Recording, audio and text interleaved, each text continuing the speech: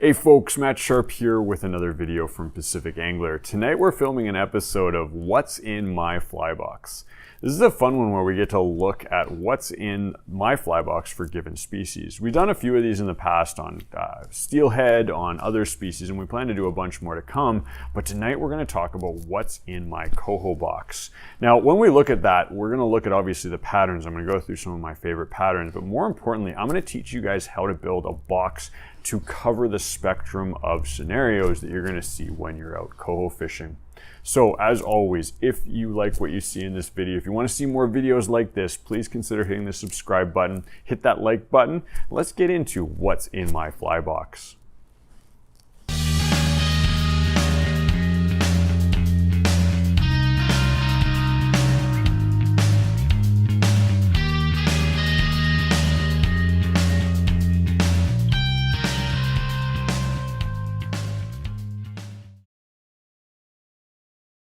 So here's my fly box, and no secrets. I'm going to show you guys all the patterns I have today, but the biggest skill I'm going to teach you guys today is how to build a box to cover the different scenarios that you're going to see in coho fishing. Coho fishing is unique. When you fish for coho in moving water versus colored water versus slow water, the fly selection you have is really important, and you're going to vary that to match your conditions. There's times when a big pattern is the only thing fish will hit. Flip it around, go upriver, move to a different kind of water, and only small flies will work. I'm going to teach you guys what to look for and how to build a box rounded out for that. First off, the biggest thing is never take one of the right pattern. If you have just one pattern in your box, one of said pattern in that box, if it starts hitting fish and you lose it, there is nothing more depressing. Make sure you have a minimum. I say 3, some people say 2. When I'm guiding, it was a dozen. If I didn't have a dozen of a pattern in my box, I had anxiety, because sometimes my clients might go through a dozen flies in a day, and if there was one that was working, if I didn't have enough to cover them, it was obviously a downer for the day. So first thing you want to do when you're building that box is think about what kind of water you fish the most of. If we're looking at clear water or we're looking at very slow water, we want to go small.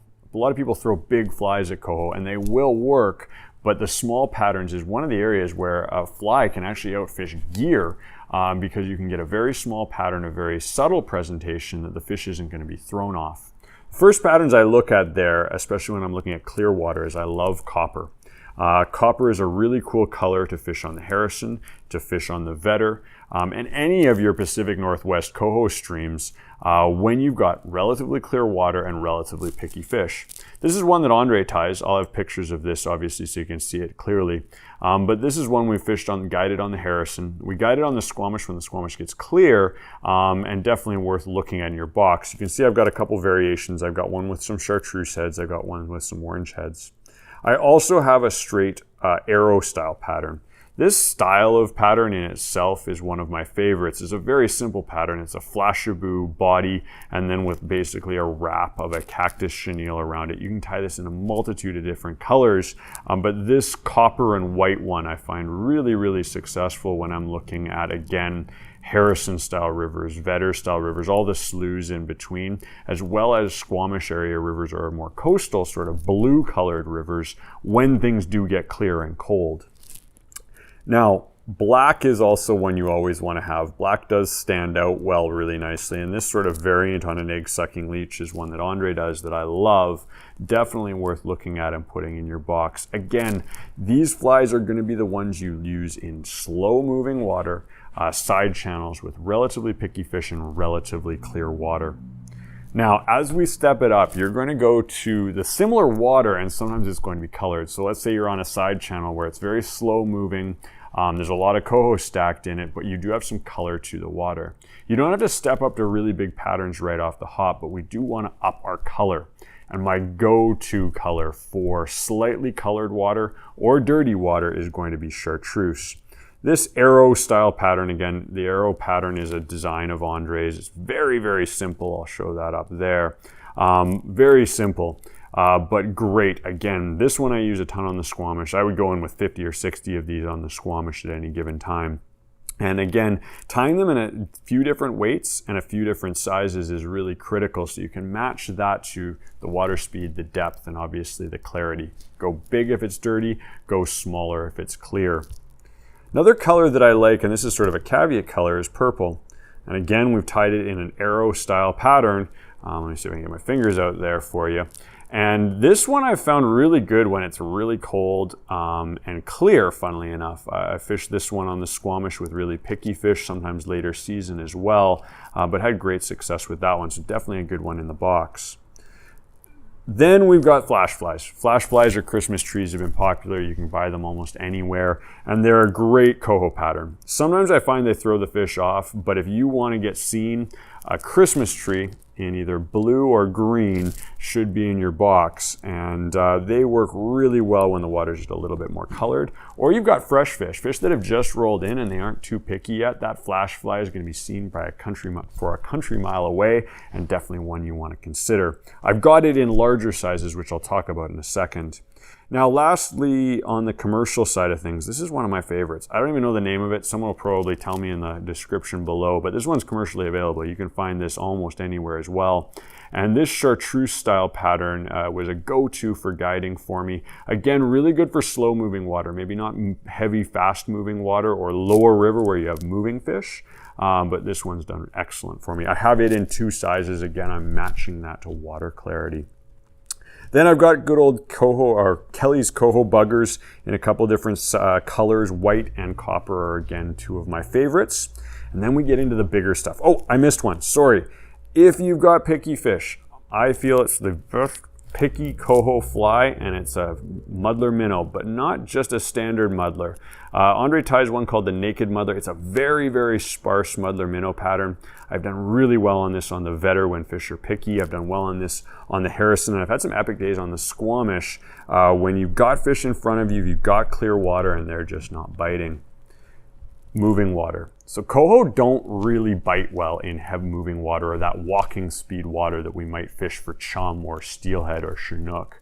And it's because I think they're just moving too fast. We used to guide on the Bella Coola, and you could see the fish. They'd move 5 feet, move 5 feet, move 5 feet. You only had a brief window to get a fly in front of them, and it better be at the perfect angle for them to see it. In these conditions, because they're moving, because they are not going to see a small pattern as easily, we have to go big. And we're going to use patterns that they can see as they're moving up. Now, again, this is not the ideal way to target coho. You're never going to have a crazy banner day in walking speed or faster water for coho. They like that slow water, that frog water, but you can definitely hook coho, and I've hooked a lot of coho in that style water, and I'm usually utilizing larger patterns. So first off, we've got a big Christmas tree. Can't go wrong with this. You're gonna swing this, but I like adding a little bit of a pop to it so we can get the Christmas tree to open and close, so to say. I like greens and I like blues. Then we're gonna look at actually more of our sort of intruder or sort of streamer style patterns. And this is one that Brendan ties for the shop, and it's a great combination of white and chartreuse. Again, knowing that white and chartreuse is a great coho color, I've hooked a ton of coho on this, and it's also a good bulltrout pattern, so you can usually get some tugs on that front. White lightning, again, going along that white, this is my pattern. This is a commercial version of it, but a really nice style pattern. This one's done well for me for coho in the past.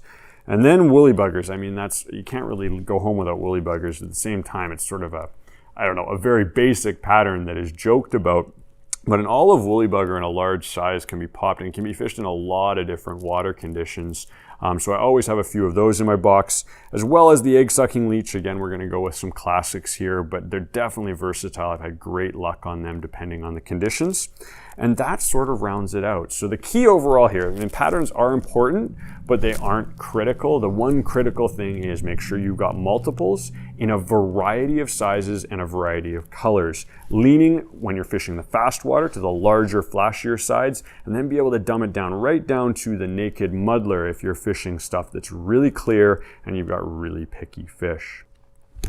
Well, that wraps up another episode of What's in My Fly Box. I hope that was useful to you guys. I hope you guys saw some pattern ideas for either the bench or loading your box. But more importantly, I want you guys to sort of think about making sure you've got enough patterns. So don't go with one or two. Make sure you've got multiples of the same pattern, and make sure you cover a really good size spread of very small stuff for that clear and slow moving water, all the way up to the big flashy stuff if you're in a condition where the river's a little bit blown out or you're forced to fish that fast water. As always, if you liked what you saw in this video, please consider hitting the subscribe button, hit that like button, and we'll see you in next video. What's in your wallet?